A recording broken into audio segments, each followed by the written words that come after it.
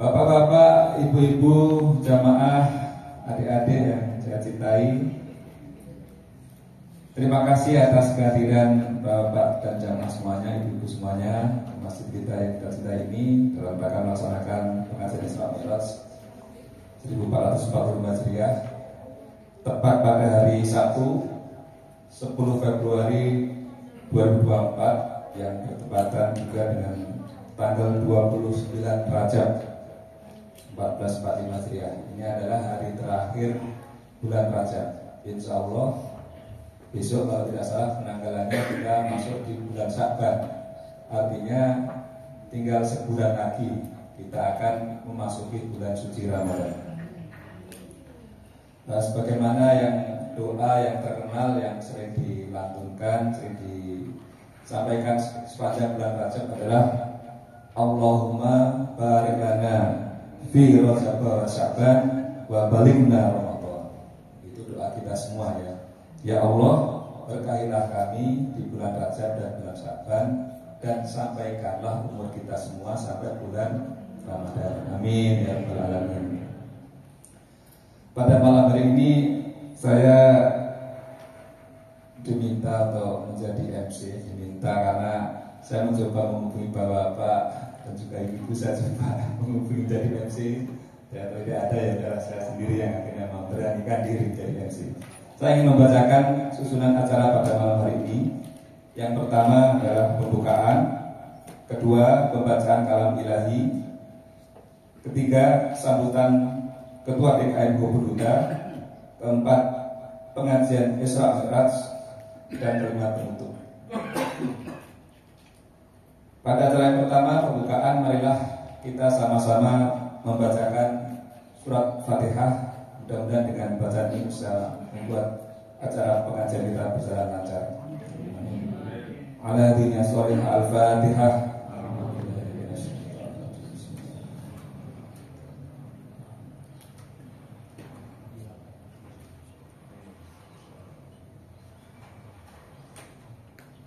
Amin ya rabbal alamin. Berikutnya menuju acara kedua, pembacaan kalam ilahi yang akan dibawakan oleh Kang Is Hadian. Kang Is ini adalah mahasiswa UIN Sultan Maulana Hasanuddin Serang Banten, dari Serang, yang akan menyampaikan atau membacakan surat Al-Isra ayat 1 sampai 3. Kepada beliau kami persilakan.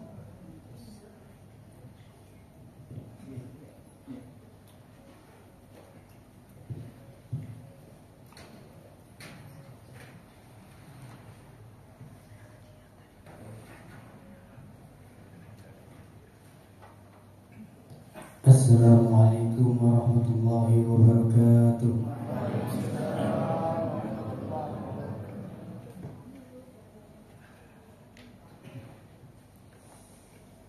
A'udzu billahi minasy syaithanir rajim.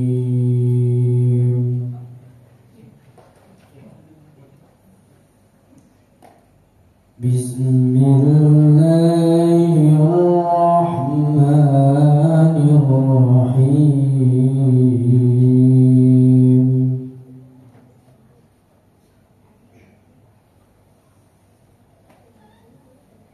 Subhanalladzi asra bi'abdihi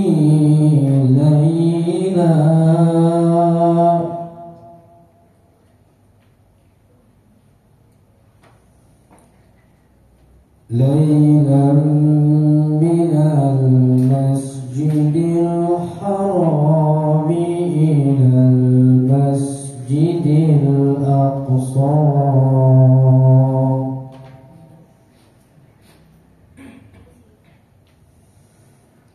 minal masjidil harami ilal masjidil aqsa alladzi barakna hawlahu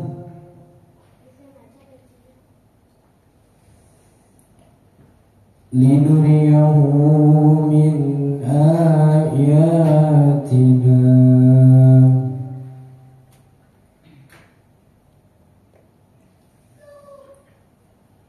لنريه من آياتنا إنه هو السميع البصير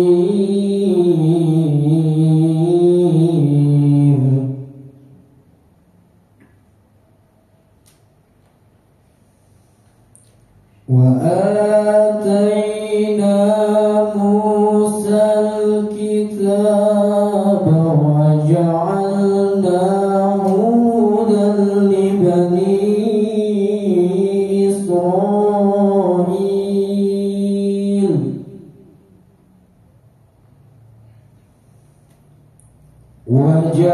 وجعلناه هدى لبني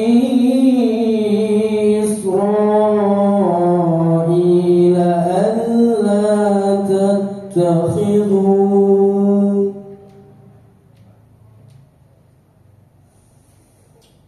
ألا تتخذوا من دوني وكيلا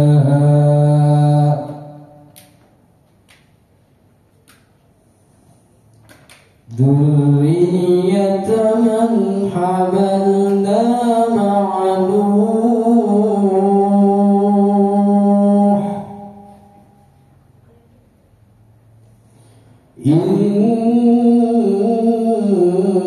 إنه كان عبدا شكورا صدق الله العظيم. Artinya, Maha Suci Allah yang telah memperjalankan hambanya yaitu Muhammad pada malam hari dari Masjidil Haram ke Masjidil Aqsa yang telah kami berkahi sekelilingnya agar kami perlihatkan kepadanya sebagai tanda-tanda kebesaran kami. Sesungguhnya Dia Maha mendengar lagi Maha melihat. Dan kami berikan kepada Musa kitab Taurat dan kami jadikannya petunjuk bagi Bani Israel dengan firman, janganlah kamu mengambil perlindungan selain aku. Wahai keturunan orang yang kami bawa bersama Nuh, sesungguhnya dia yaitu Nuh adalah hamba Allah yang banyak bersyukur. Terima kasih. Wassalamualaikum warahmatullahi wabarakatuh.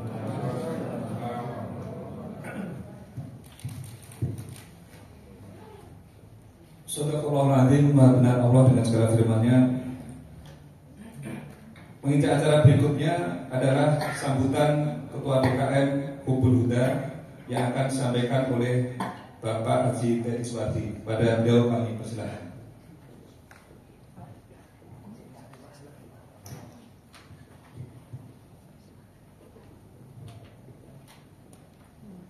Bismillahirrahmanirrahim. Alhamdulillah. Assalamualaikum warahmatullahi wabarakatuh.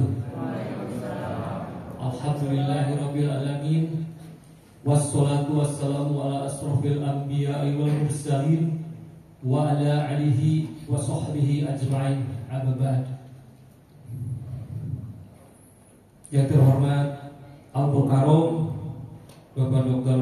Azmi Ismail LLM, selamat datang Pak di Masjid Huda. Semoga menjadikan keberkahan bagi kita semua di lingkungan kami ini. Insyaallah nanti tausiah yang akan disampaikan Bapak Ustaz Azmi Ismail ini menjadikan iman kita dan ketakwaan kita menjadi bertambah. Yang terhormat Ibu Bapak sekalian, alhamdulillah di malam hari ini kita bisa berkumpul di Masjid Huda yang kita cintai ini. Sampai saat ini kita semua masih diberikan kesehatan, dan tak lupa juga kita doakan bagi saudara-saudara kita yang saat ini sedang mengalami sakit, semoga segera diberikan kesembuhan oleh Allah Subhanahu wa taala. Amin ya rabbal alamin. Bapak Ibu sekalian, seperti tadi disampaikan Pak Samsul bahwa insya Allah tidak lama lagi kita akan memasuki bulan puasa, bulan Ramadan. Alhamdulillah di Masjid Brondol ini telah terbentuk kepanitiaan Ramadan. Alhamdulillah untuk ketua panitia telah tunjuk Pak Haji Masran. Nah, untuk kegiatannya seperti biasa nanti di bulan Ramadan ada tarawih, ada kultum juga, terus ada itikaf, buka bersama yang nanti akan disampaikan nanti secara ini diumumkan dari ketua panitia Ramadan. Insyaallah kami juga menyampaikan terima kasih atas infak yang telah Bapak Ibu berikan, dan sebagian hartanya semoga menjadi berkahan dan dibalas yang lebih baik dari Allah Subhanahu wa taala. Amin ya rabbal alamin. Kami tidak panjang-panjang untuk sambutan ini karena sudah cukup malam juga ya. Insyaallah segera akan disampaikan untuk pengajian Isra Mi'raj ini. Mudah-mudahan menjadikan keberkahan bagi kita semua. Amin ya rabbal alamin. Assalamualaikum warahmatullahi wabarakatuh. Terima kasih Pak Titi atas sambutan yang sudah disampaikan.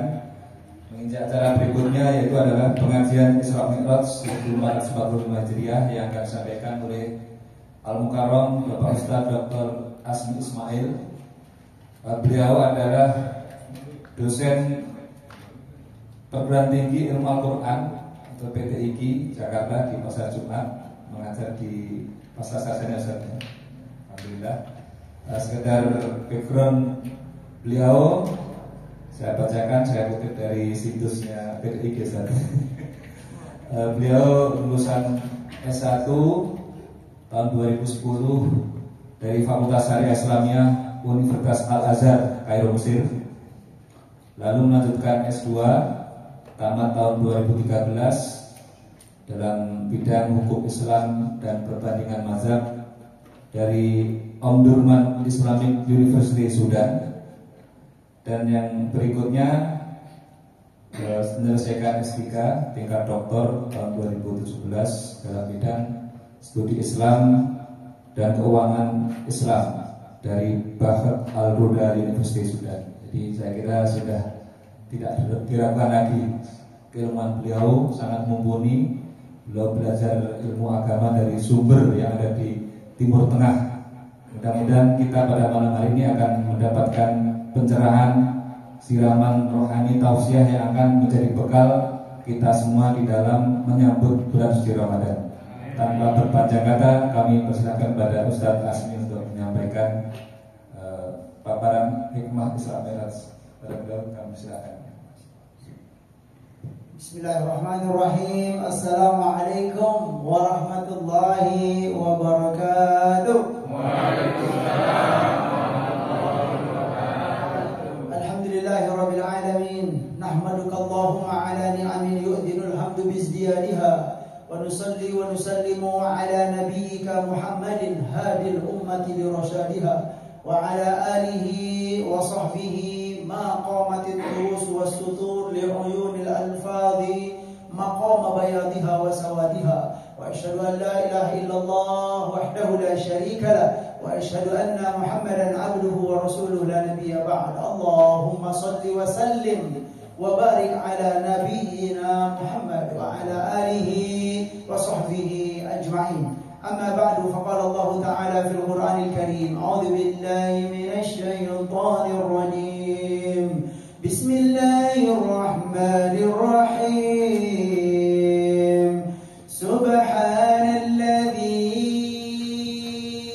أسرى بعبده ليلا من المسجد الحرام إلى المسجد الأقصى من المسجد الحرام إلى المسجد الأقصى الذي باركنا حوله لنريه من آياتنا إنه السميع البصير. Sadaqallahul azim.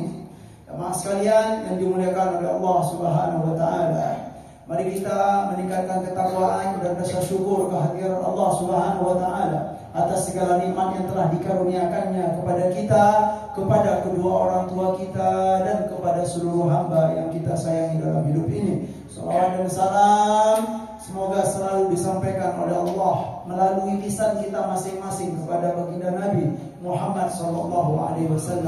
Berbahagialah hamba yang selama hidupnya banyak membaca salawat dan salam kepada baginda Nabi. Berbahagialah hamba yang selama hidupnya punya niat, punya tekad yang kuat untuk mengamalkan ajaran-ajaran Rasulullah SAW di dalam kehidupannya. Sekalipun di dalam pengamalan itu masih ada yang kurang-kurang, Pak, masih ada ketidaksempurnaan, tidak apa-apa. Yang penting apa? Kita mau mengamalkan ya ajaran-ajaran Rasul semampu kita, semaksimal yang kita mampu, Pak. Ya, dengan modal apa? Dengan modal kecintaan kepada Nabi kita Sallallahu Alaihi Wasallam. Insya Allah yang kurang-kurang itu ya dengan modal cinta al-mahabbah kepada Nabi akan disempurnakan oleh Allah Subhanahu Wa Taala. Iya, yakinlah itu. Tetapi memang harus dibuktikan. Kalau memang cinta kepada Nabi, amalkanlah ajaran-ajaran Nabi semampu kita. Ya kan?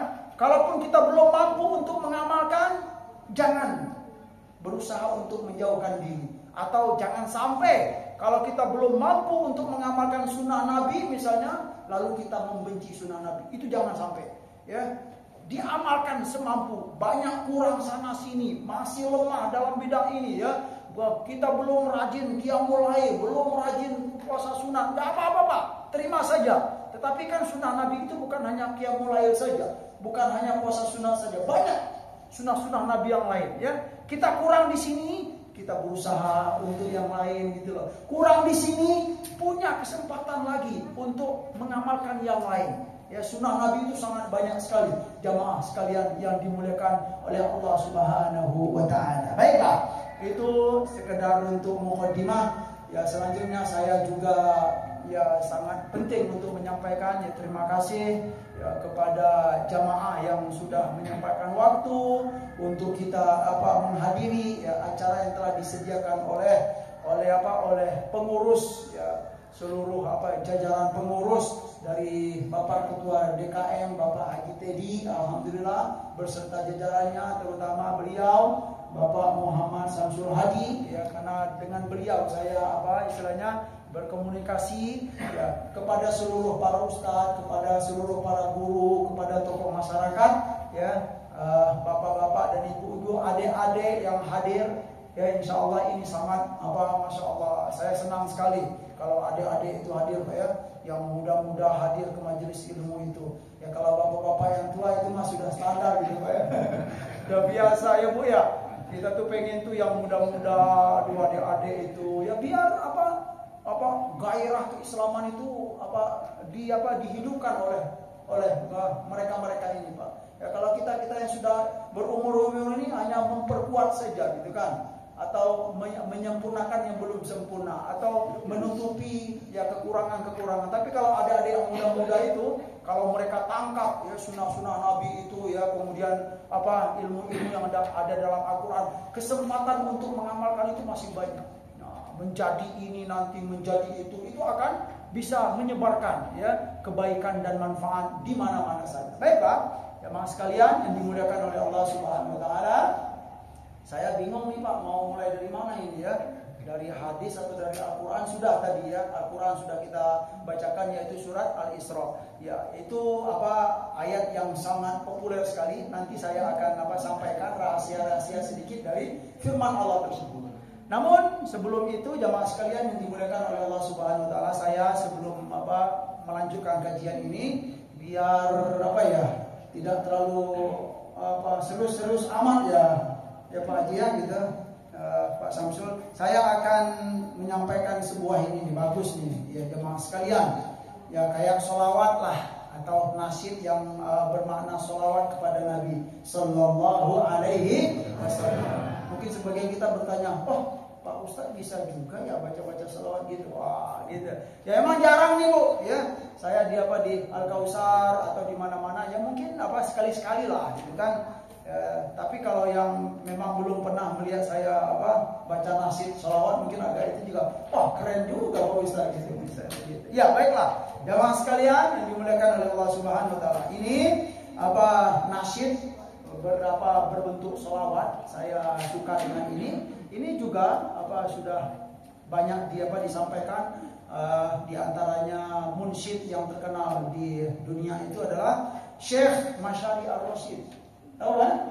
Masyari Ar-Rasyid yang murotal itu yang terkenal itu Masyari Ar-Rasyid. Orang mana beliau itu?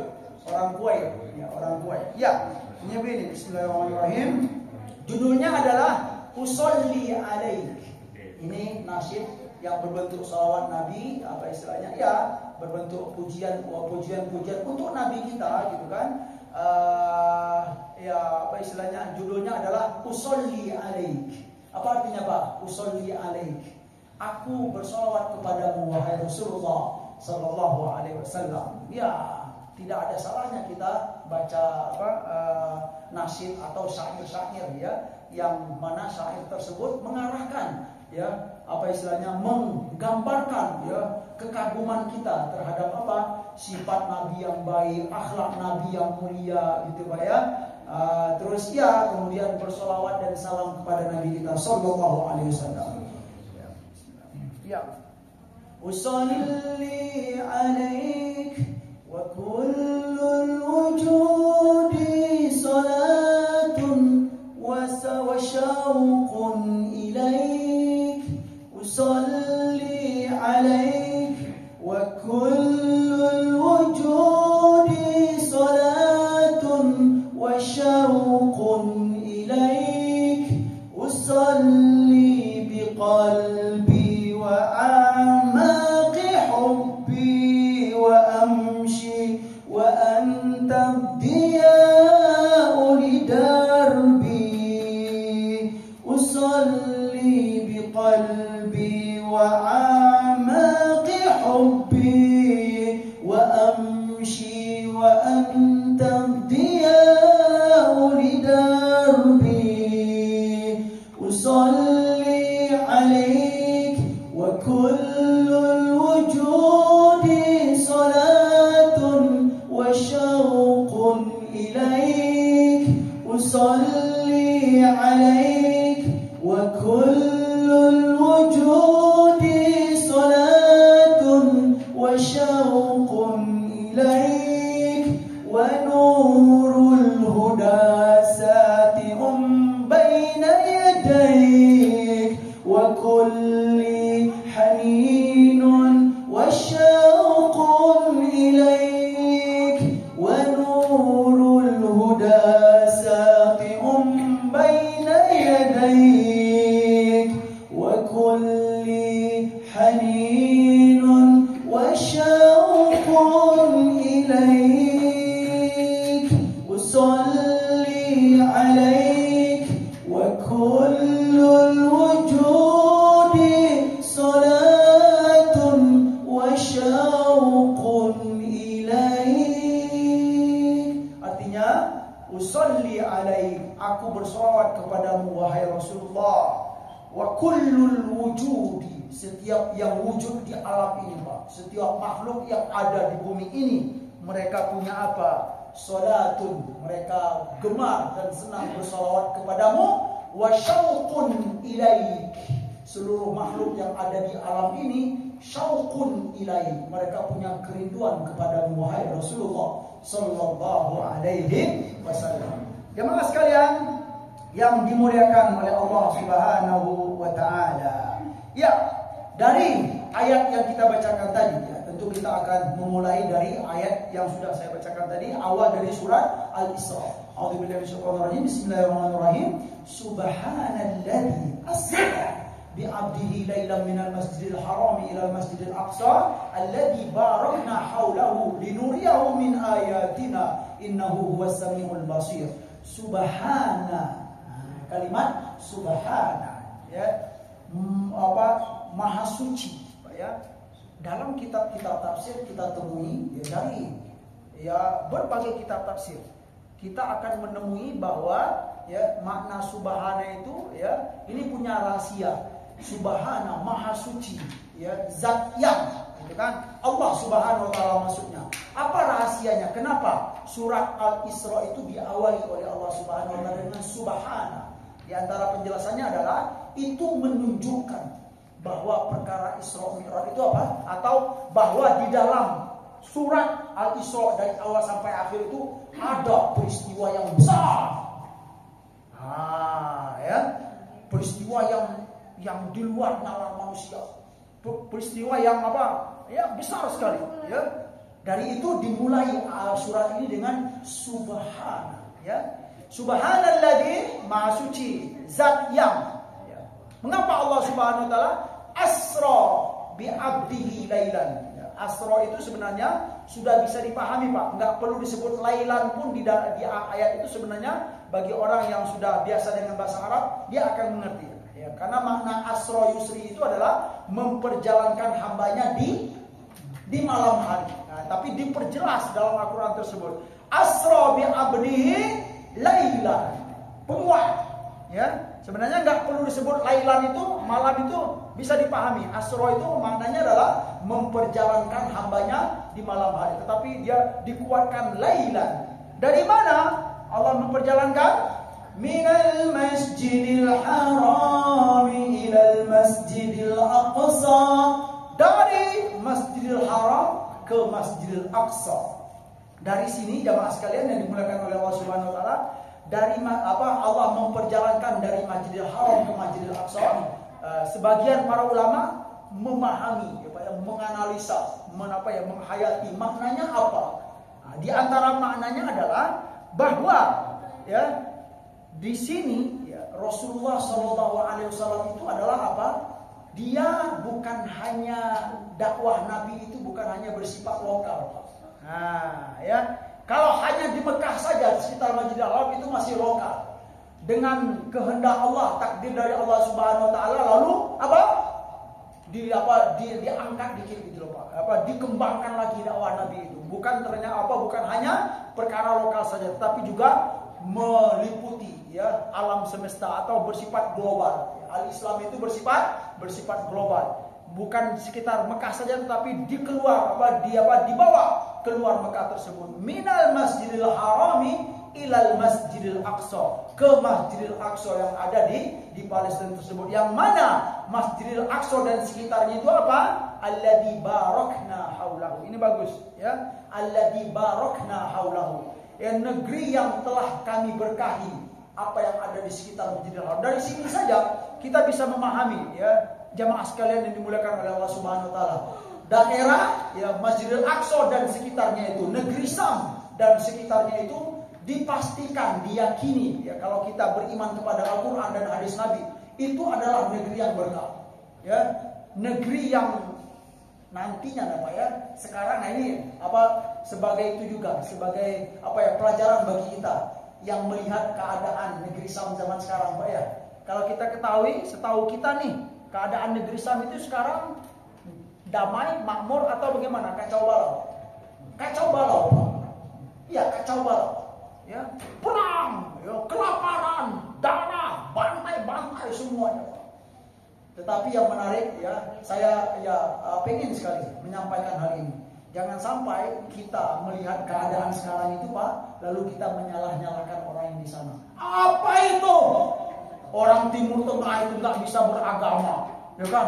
Islamnya lihat tuh, kacau balau begitu. Jangan begitu, Pak. Hati-hati. Mungkin kita belum tahu ya apa rahasia di balik itu, atau memang kita belum pernah membaca hadis-hadis Nabi tentang itu. Ya, ketahui ya Pak ya, jangan terlalu pede kita berani menyalah-nyalahkan atau merendahkan hamba-hamba Allah yang ada di sana, atau dengan kesombongan kita. Nah, apa itu? Ya, Islam di Timur Tengah itu. Lihat kami nih di Indonesia misalnya. Boleh kita bersyukur dengan keadaan kita di sini. Syukur alhamdulillah. Kita di Indonesia alhamdulillah, ya kan? kerukunan alhamdulillah terjaga, atau masya Allah alhamdulillah toleransi terjaga. Tetapi ingat, jangan sampai kita dengan melihat keadaan kita sekarang lalu kita menyalah-nyalahkan atau merendah-rendahkan saudara-saudara kita di sana. Ingat ya, hadis Nabi tentang akhir zaman itu banyak sekali tentang itu ya, bahwa itu nanti daerah di sana itu Pak Syam, Masjid Aqsa dan sekitarnya itu akan menjadi pusat perkumpulan semua umat gitu. Artinya apa? Pusat kedamaian dan kemakmuran semuanya di sana nanti. Gitu loh. Jangan dikira ya sekarang memang hancur-hancur. Itu sebenarnya keadaan begini itu Pak, itu sudah skenario. Apa istilahnya, ketetapan dari Allah Subhanahu wa taala menjalani apa yang ada. Ya. Ya, dari itu ya, kita harus memahami hal ini dengan sebaiknya apa yang ada disampaikan oleh Rasulullah dari hadis-hadis, isyarat-isyarat tentang rahasia-rahasia sebuah kejadian. Kemudian di akhir zaman ini nanti bagaimana keadaan di sana. Ternyata itu menjadi pusat ya perkumpulan semua umat yang ada di bumi ini Pak. Ya kisahnya siapa nanti? Imam Mahdi, semua itu di sekitar sana semua. Ya, minal masjidil harami ilal masjidil aqsa alladzi barakna haulahu. Ya, Masjidil Haram, Masjidil Aqsa. Kalau Masjidil Haram di Mekah, kemudian Masjidil Aqsa di Palestina. Ya, yang perlu mungkin ada sebagian kita bertanya nih, jaraknya itu berapa? Mungkin ada yang pernah mengukur lewat Google. Ya, rasanya bisa diukur. Ada keterangannya. Tapi yang pasti, Pak ya, saya berani menyampaikan ya, jarak dari Masjidil Haram ke Masjidil Aqsa itu sama. Dari Masjidil Aqsa ke Masjidil Haram itu biasanya begitu. Ya Pak ya, betul. Sama dengan dari ke Masjidil Aqsa ke Masjidil Haram gitu dia. Iya, Masya Allah. Linuriyahu min ayatina. Kami perjalankan hamba kami Muhammadun sallallahu alaihi wasallam itu apa? Dari Masjidil Haram ke Masjidil Aqsa nanti naik ke Sidratul Muntaha itu apa? Linuriyahu min ayatina. Kami ingin memperlihatkan kepada hamba kami itu ayatina, ayat-ayat kami atau kekuasaan kami ya, yang mana boleh jadi kekuasaan ayat-ayat Allah itu belum pernah diperlihatkan oleh Allah Subhanahu wa taala, baik kepada nabi maupun kepada nabi dan rasul selain Nabi Muhammad sallallahu alaihi wasallam. Berarti apa? Ini sebuah keistimewaan. Innahu huwas samiul basir. Sesungguhnya Allah itu Maha As-Sami, Maha mendengar, Al-Basir, Maha melihat dan memperhatikan. Di antara maksud As-Sami Al-Basir itu apa Pak? Inilah ya, Allah itu Maha mendengar. Mendengar apa? Di antara maknanya adalah Allah itu mendengar doa Nabi kita sallallahu alaihi wasallam. Beban hidup yang diderita oleh Nabi sallallahu alaihi wasallam. Nah, kira-kira siapa yang bisa menerka ya doa Nabi Muhammad sallallahu alaihi wasallam ketika di mana doa Nabi itu? Nah, Allah mendengar doa Nabi sallallahu alaihi wasallam. Ya. Doa Nabi di mana? Di Taif. Nah, jadi kisah sebelum Isra Mi'raj ini kan ada kejadian-kejadian yang berat yang dihadapi oleh Nabi kita sallallahu alaihi wasallam. Apa beratnya? Yang pertama apa? Meninggalnya siapa Pak? Abu Thalib. Adik-adik, ya ini bagus untuk diketahui gitu kan. Beban cobaan yang berat sekali ya. Meninggalnya siapa? Abu Thalib ya. Siapa beliau? Itu adalah pamannya Nabi sallallahu alaihi wasallam. Orang yang membela Nabi kita sallallahu alaihi wasallam. Ya, sekalipun beliau tidak sempat beriman kepada Allah dan Rasul, tetapi ternyata dalam kehidupannya membela Nabi kita sallallahu alaihi wasallam. Ya, selagi beliau masih hidup, kaum Quraisy itu segan ya untuk menyakiti Rasulullah sallallahu alaihi wasallam. Ternyata dengan takdir Allah beliau meninggal. Bagaimana rasanya Pak? Kita kaitkan dengan keadaan kita ya. Kita misalnya ya selama ini ada yang memperhatikan kita, ayah, ibu misalnya.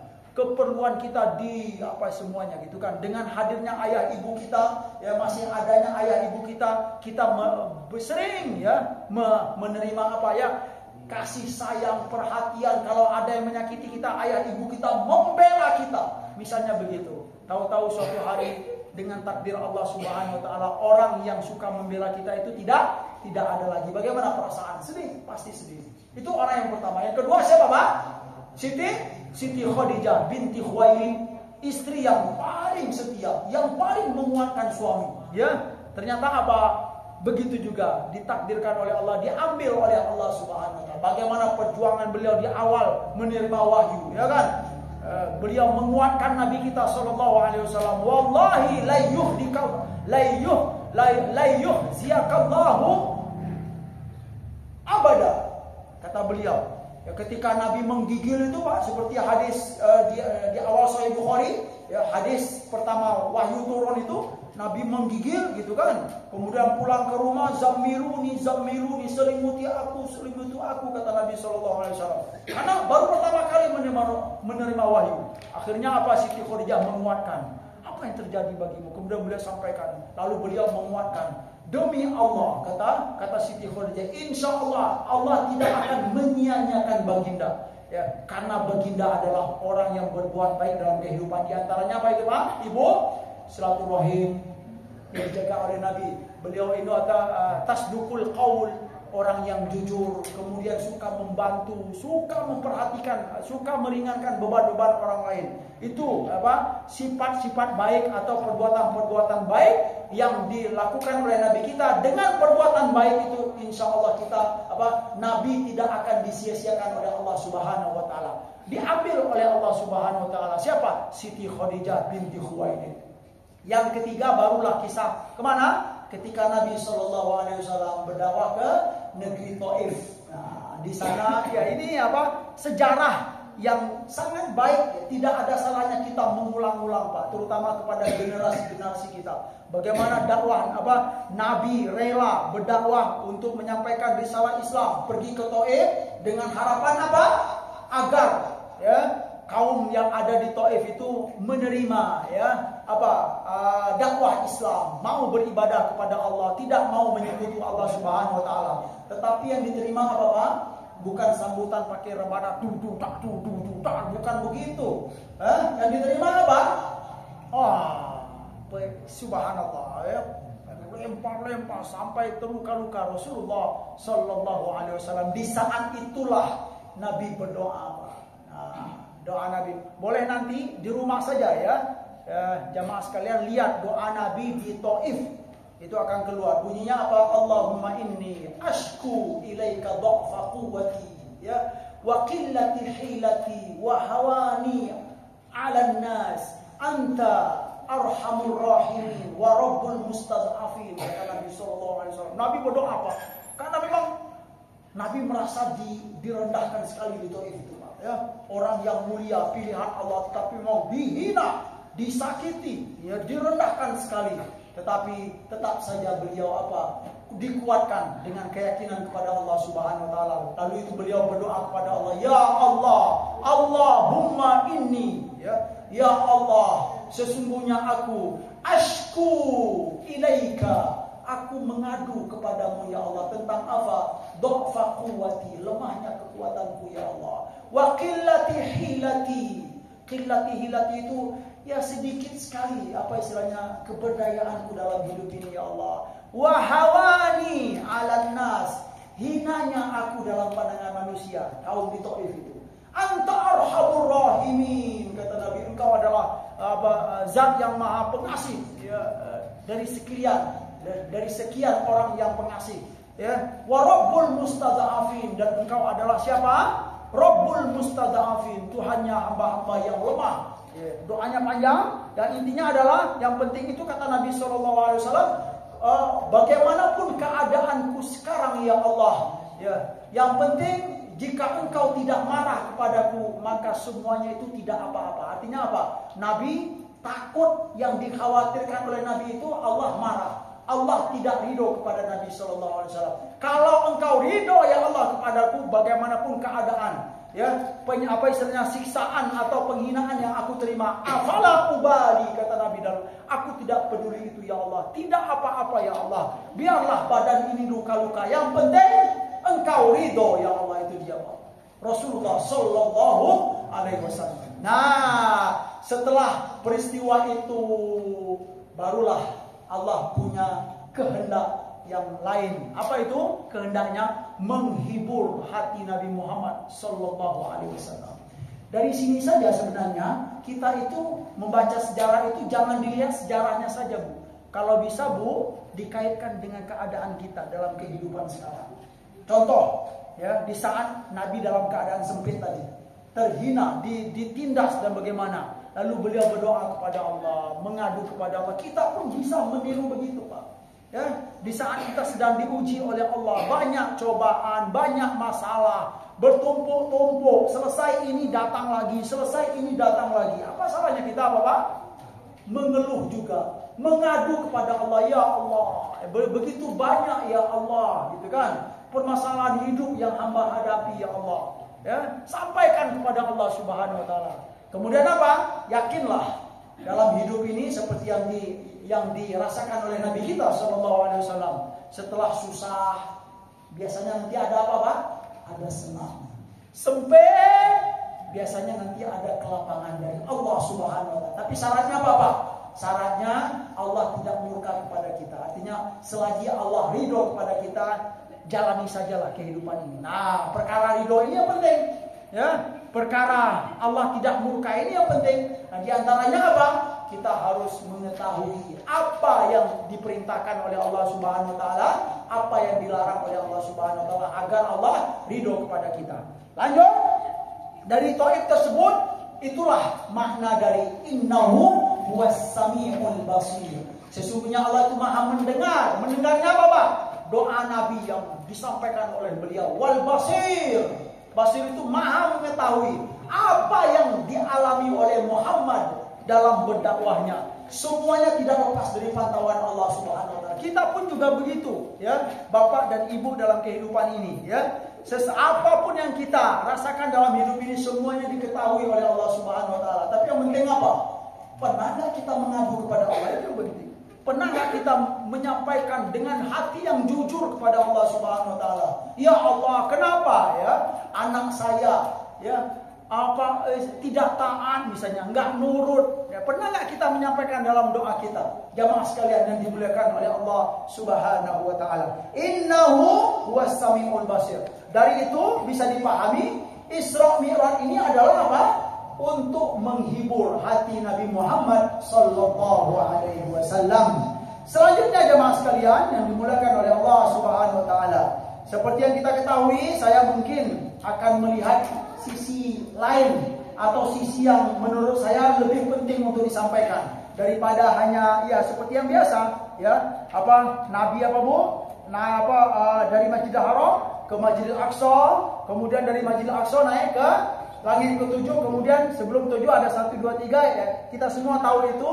Kemudian di langit apa? Nanti bertemu ya Nabi Ibrahim, Nabi Musa dan seterusnya, itu kita sudah bisa memahami. Tetapi saya ingin melihat dari sisi lainnya, jemaah sekalian yang dimuliakan oleh Allah Subhanahu wa taala. Ada Nabi ketika nyampe di Masjidil Aqsa. Nah, itu Nabi diminta atau dipilih oleh Allah Subhanahu wa taala atau diperintahkan oleh Allah Subhanahu wa taala untuk apa, Bu? Pak, salat, memimpin salat. Ya, Pak ya? Dan itu memimpin salat bagi seluruh para nabi dan rasul. Ya, al-anbiya.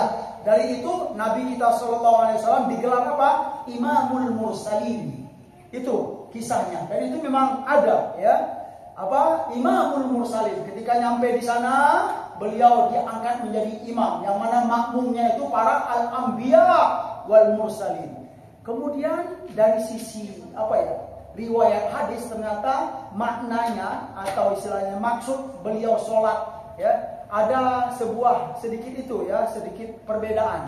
Sholatnya Nabi di Masjidil Aqsa itu, ya, apakah sebelum naik Mi'raj atau setelah naik Mi'raj? Itu ada dua versi, ada dua riwayat, ya. Ada yang mengatakan sebelum naik, ada yang mengatakan setelah naik kemudian turun beliau sholat. Tapi itu bukanlah menjadi hal yang bisa misalnya, oh berarti nggak benar dong, mana yang benar?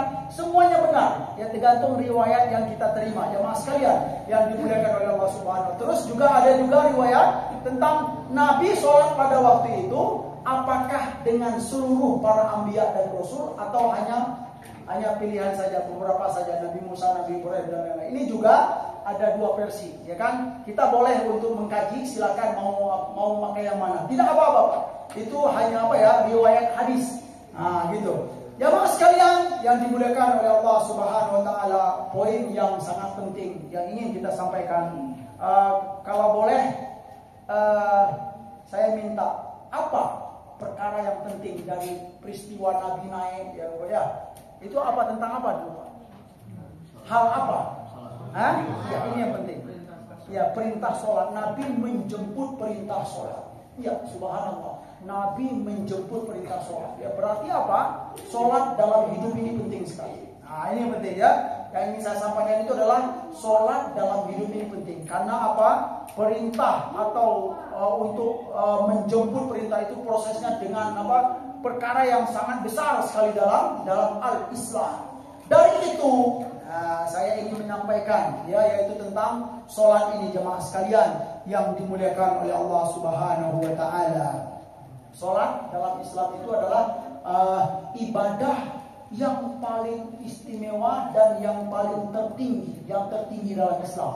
Ya Pak ya, setelah syahadat kita ketahui semua. Tetapi ingat, kita ingin mengaitkan dengan kehidupan kita. Sejauh mana perhatian kita kepada sholat ini, Pak? Ya, tahu semua lah. Ada sholat fardu, ada sholat sunat. Yang penting yang wajib itu adalah sholat fardu dahulu. Sholat sunat ini sebagai pelengkap. Sejauh mana perhatian kita, ya, atau keseriusan kita, kemudian anak keturunan kita tentang sholat ini. Nah, itu dulu ya. Bahwa sholat itu adalah perkara yang paling penting dalam kehidupan ini. Ya, dia tidak bisa tidak bisa ditawar-tawar atau untuk ditinggalkan. Beda dengan yang lain. Ya, ibadah lain bisa, saya nggak bisa ini. Itu terbukti dalam hadis Nabi Sallallahu Alaihi Wasallam. Ya, sholatlah. Kalau mampu gimana Pak? Berdiri sempurna. Kalau nggak mampu berdiri, ngapain? Duduk. Kalau nggak mampu duduk, ngapain? Berbaring. Kalau nggak mampu berbaring, isyarat. Kalau nggak mampu juga, maka disolatkan.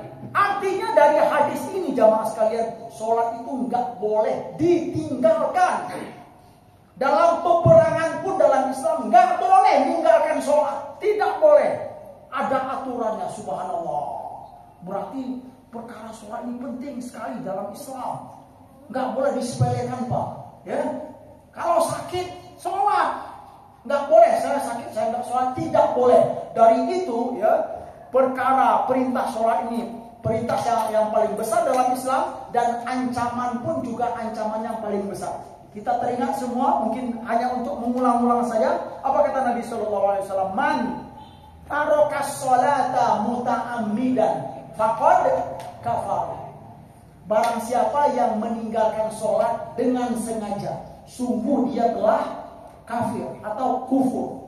Nah, makna kafir di sini ya dipahami. Saya setuju dengan pendapat para ulama. Kafir di sini bukan kafir akidah, tetapi kafir perbuatan. Ya, kenapa kita berani mengatakan begitu? Banyak dalam kehidupan ini orang tidak sholat, tetapi dia meyakini la ilaha illallah. Ya, banyak kita temui. Dari itu kita nggak bisa mengatakan kafir ini disamakan saja. Tidak. Ternyata kafir, makna kafir dalam bahasan para ulama itu ada, perlu dijelaskan. Yaitu apa? Ada kafir akidah dan ada kafir perbuatan. Nah, di antaranya hamba yang sengaja tidak sholat, meninggalkan sholat itu termasuk kafir secara perbuatan. Karena memang dalam hatinya masih meyakini la ilaha illallah Muhammadun Rasulullah Sallallahu Alaihi Wasallam. Jadi dia tidak bisa ditinggalkan, itu sholat. Dari itu jamaah sekalian yang dimuliakan oleh Allah Subhanahu Wa Taala, kita diingatkan oleh Allah dalam surat Toha tuh. Surat Toha ayat 132 ya, kalau nggak salah, tolong dicek nanti. Apa kata Allah Subhanahu Wa Taala? A'udzu billahi minasy syaithanir rajim. Wa'mur ahlaka bis-shalati wastabir 'alaiha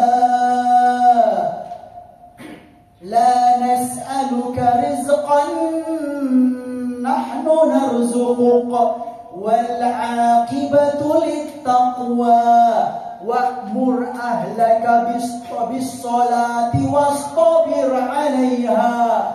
Dan perintahlah, ajaklah keluargamu untuk mendirikan sholat, kata Allah Subhanahu wa taala. Tetapi apa? Perlu diingat, wastabir 'alaiha. Wastabir itu apa, Pak? Sabar dalam mengajak sholat. Ini real. Kita melihat kehidupan kita, Pak.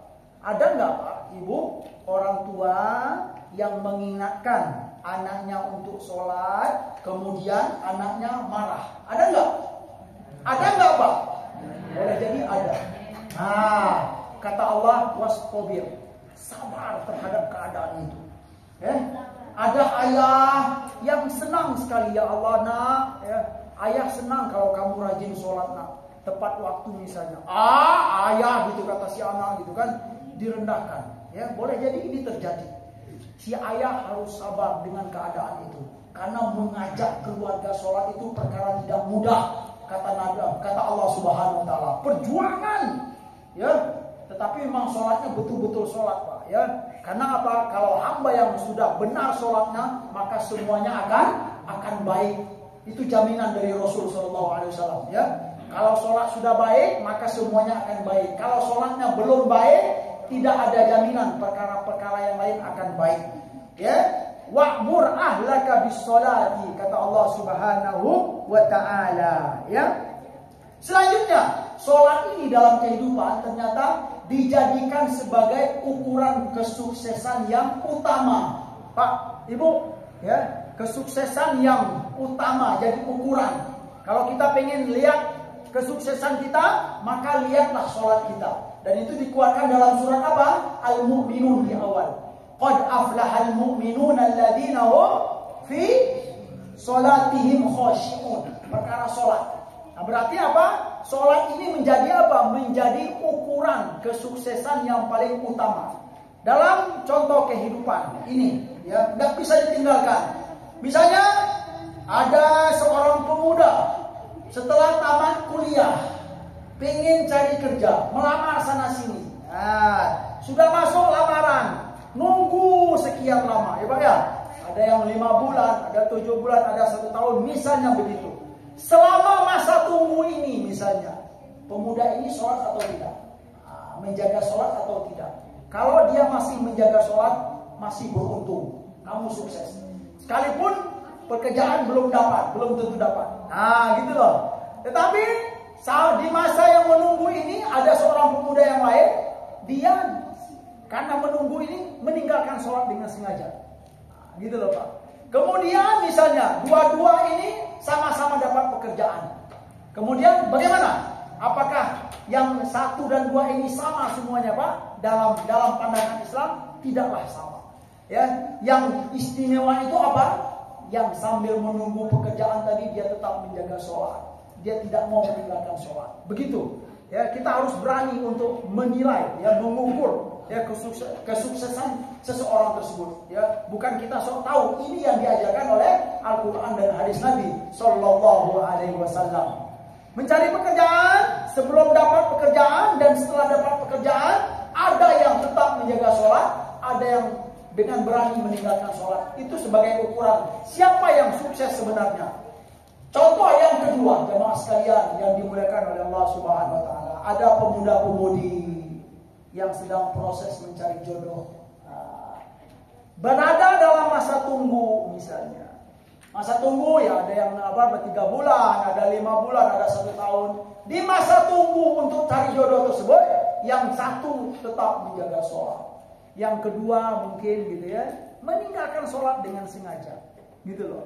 Kemudian ditakdirkan oleh Allah Subhanahu wa taala sama-sama dapat jodoh. Tetapi akhirnya nanti apakah sama yang satu dengan yang dua ini, Ibu?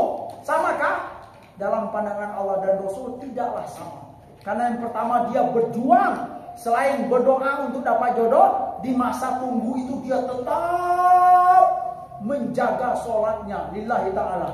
Yang kedua, di masa tunggu dia beraninya untuk meninggalkan sholat. Tidak bisa disamakan kualitas hamba yang begini. Ibu, ya, Bapak yang dimuliakan oleh Allah Subhanahu wa taala. Sebagai ukuran utama untuk mengukur sebuah kesuksesan kita. Itu contoh yang kedua, yang ke-1, yang kedua. Yang ketiga, sebagai renungan saya, contoh bagi hamba-hamba yang sudah berhasil, ya terutama dalam kaitan kehidupan dunia, Pak. Misalnya sudah dapat pekerjaan gitu, Pak, ya. Kemudian sudah ada penghasilan atau sudah dapat gelar ini itu misalnya. Sholat pun bisa dijadikan sebagai ukuran kesuksesan seorang hamba.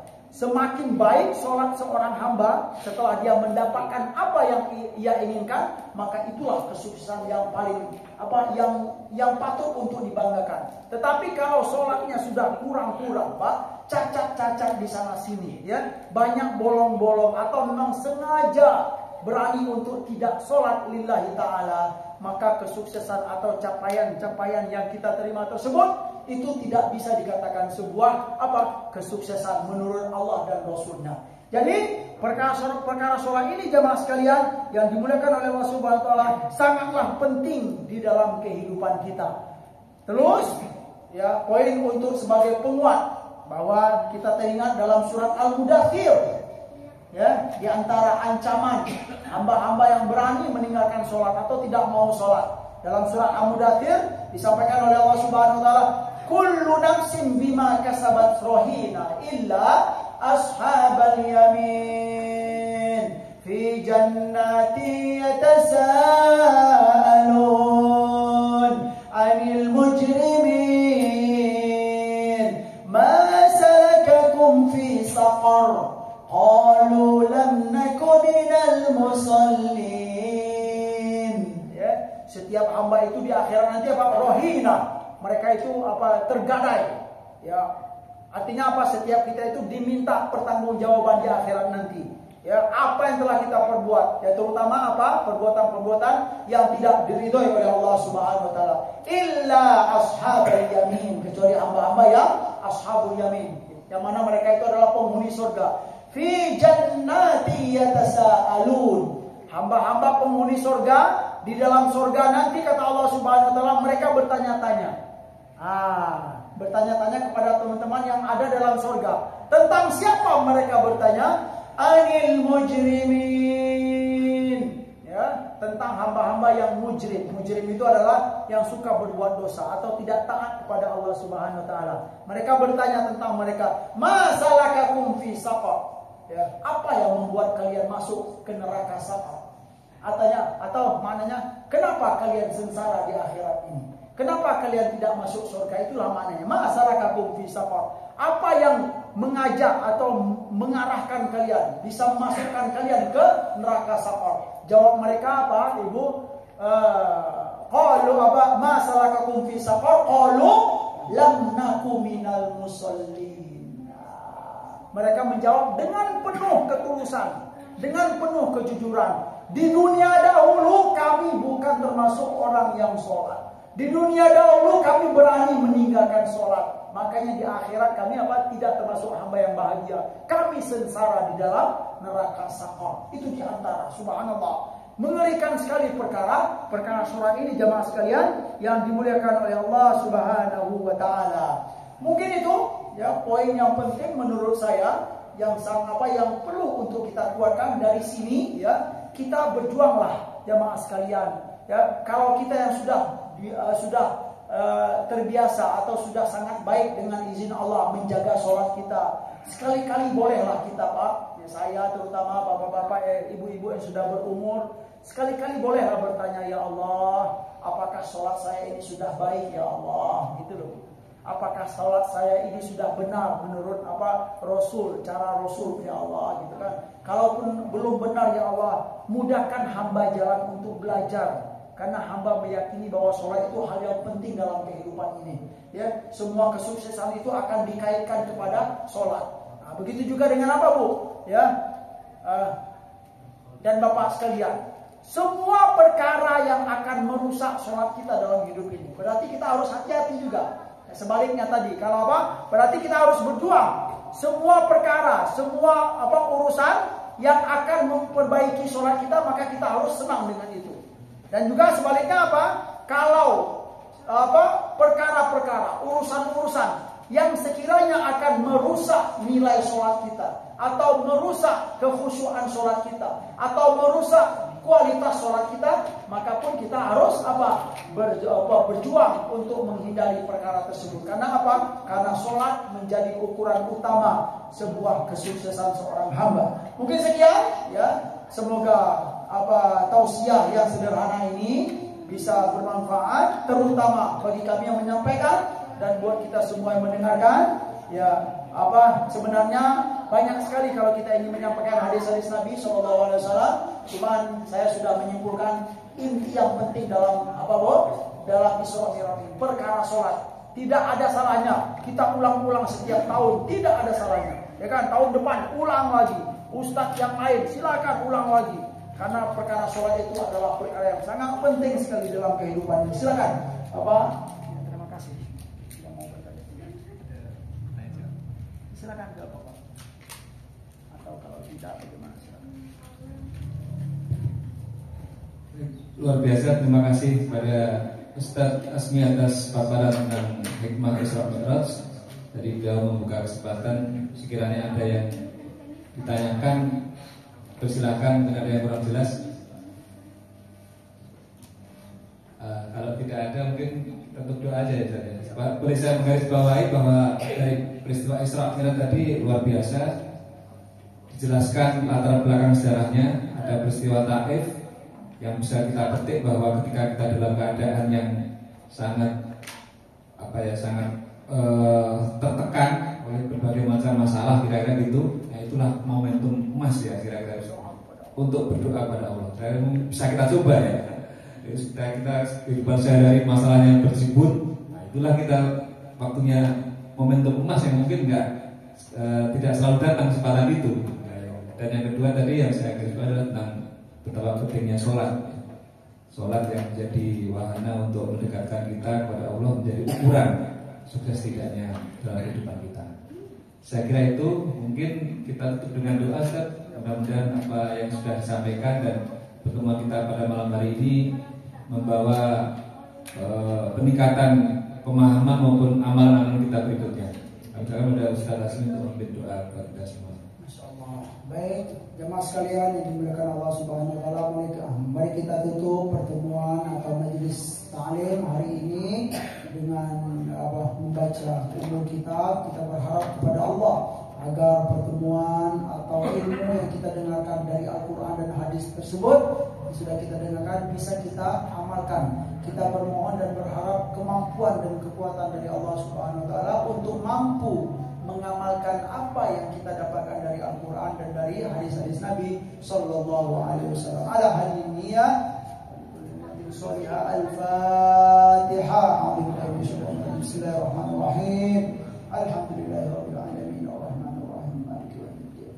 Iyyaka na'budu wa iyyaka nasta'in. Ihdinas siratal mustaqim. Siratal ladzina an'amta 'alaihim ghairil maghdubi 'alaihim waladdallin.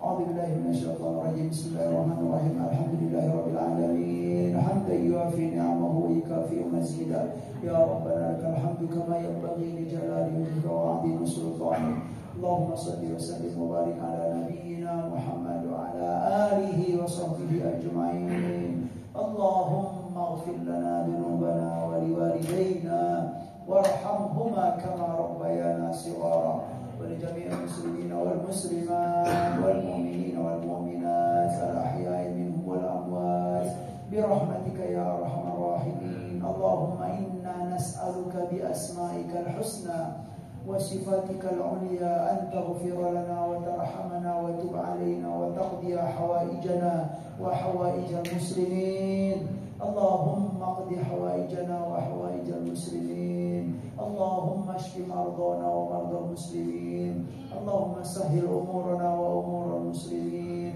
اللهم أصلح أحوالنا وأحوال المسلمين يا الله kabulkanlah segala maksud dan harapan kami ya Allah. Mudahkanlah segala urusan kami. Ya Allah, perbaikilah keadaan kami dan keadaan kaum muslimin. Mudahkanlah segala urusan kami dan segala urusan kaum muslimin. Ya Allah, sembuhkanlah penyakit-penyakit kami dan penyakit-penyakit kaum muslimin. Rabbana taqabbal minna innaka antas samiul alim wa tub alaina innaka antat tawwabur rahim. Rabbana atina fid dunya hasanah wa fil akhirati hasanatan wa qina adzabannar. Wa sallallahu ala nabiyyina Muhammad wa ala alihi wa sahbihi wa sallam. Subhana rabbika rabbil izzati amma yasifun wa salamun alal mursalin walhamdulillahi rabbil alamin. Bapak-bapak jamaah dan ibu-ibu serta adik-adik semuanya, tibalah kita pada acara terakhir yaitu penutup. Acara penutup ini marilah kita tutup pengajian Isra Mi'raj pada malam hari ini dengan membaca hamdalah bersama-sama. Alhamdulillahirabbil alamin. Kami dari segenap pengurus DKM Masjid Rukul Huda sekali lagi menyampaikan terima kasih yang pertama kepada Ustadz Asmi Ismail, dan juga terima kasih kepada bapak-bapak, ibu-ibu, adik-adik semuanya yang sudah hadir di dalam pertemuan malam hari ini.